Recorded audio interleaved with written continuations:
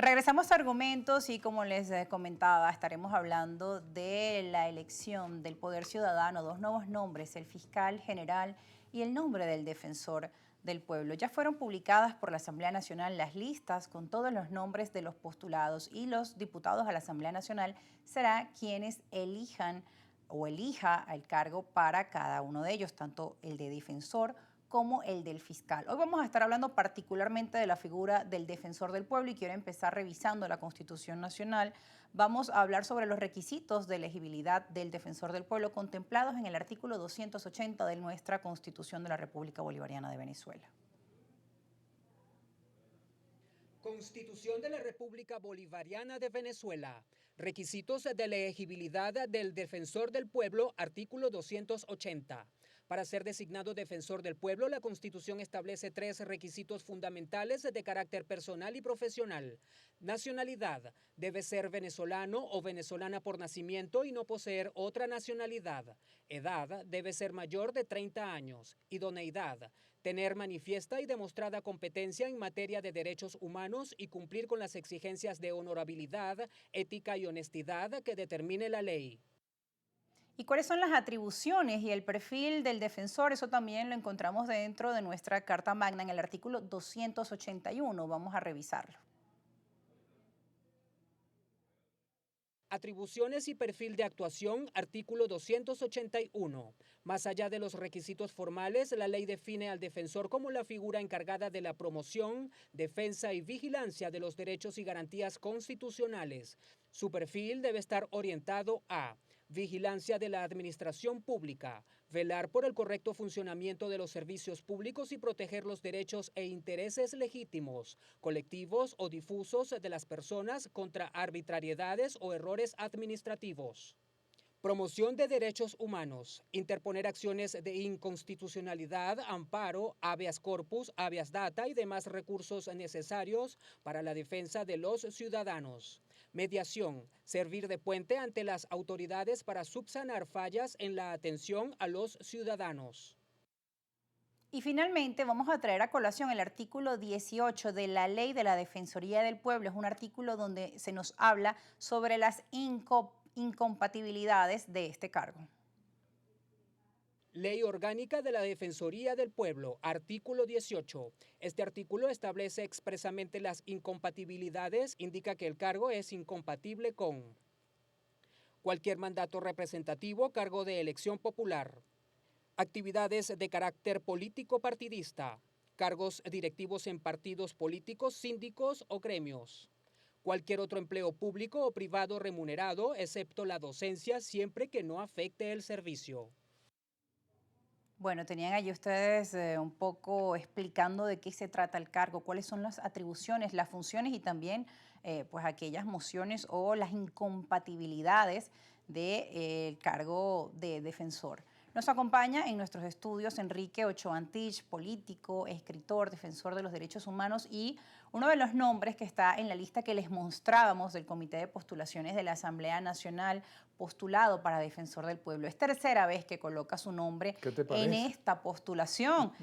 Cuando es una tercera vez uno se pregunta, a ver, ¿por qué insistir? ¿Cree que este es el momento idóneo para insistir con esta candidatura? La Asamblea Nacional es de mayoría oficialista, pues usted ha hablado de que son cargos que no deben estar compatibles con algún, digamos, partido político, incluso la ley de la Defensoría también lo menciona. ¿Siente que quizás este es un momento oportuno o que esta vez sí, que la tercera es la vencida? Enrique Ochoa, bienvenido. Gracias, Rosa, por esta oportunidad. Fíjate, el momento que estamos viviendo, que ya es común llamarlo, porque así lo llamó la presidenta Delcy Rodríguez, un nuevo momento político, ha generado muchas expectativas en los ciudadanos y en los venezolanos.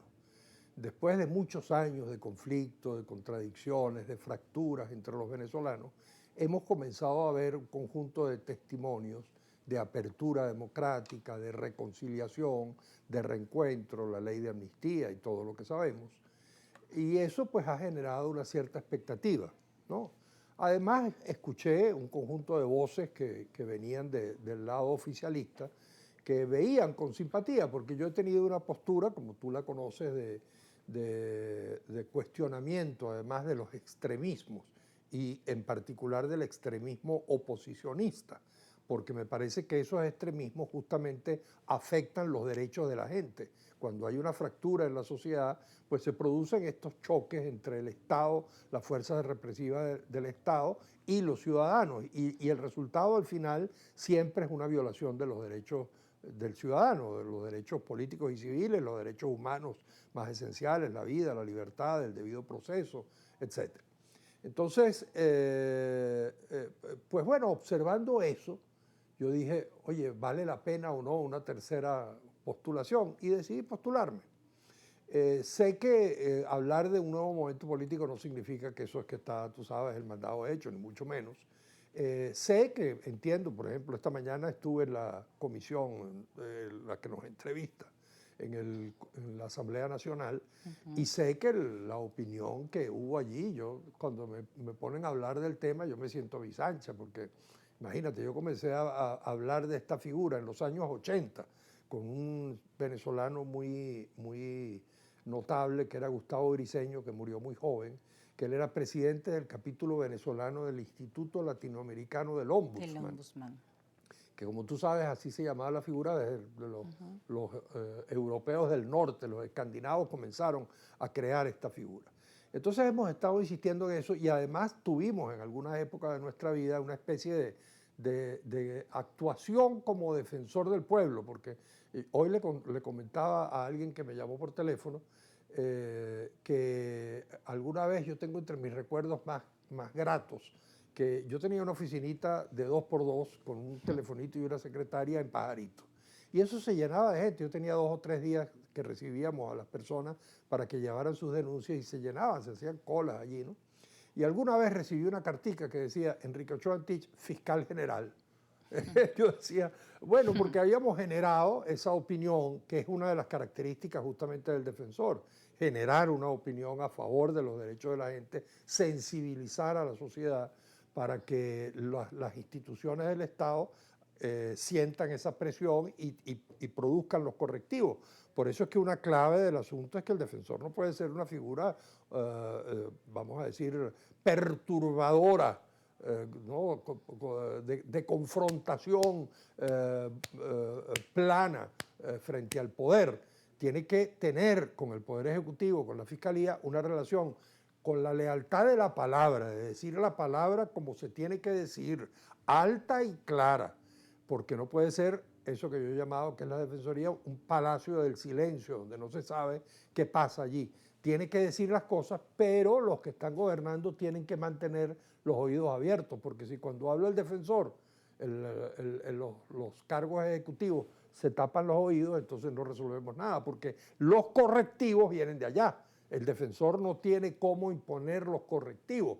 El defensor genera la opinión, sí, etcétera, ¿no? Entonces, bueno, creí que valía la pena intentarlo de nuevo. Sé que este proceso, como te decía, no es lineal. Sé que hay contradicciones al interior del movimiento, de este movimiento de cambios que se está produciendo, de esto que se llama un nuevo momento político. Como en todos los procesos de cambio, hay gente más conservadora que se resiste al cambio, hay gente más progresista que propicia más los cambios.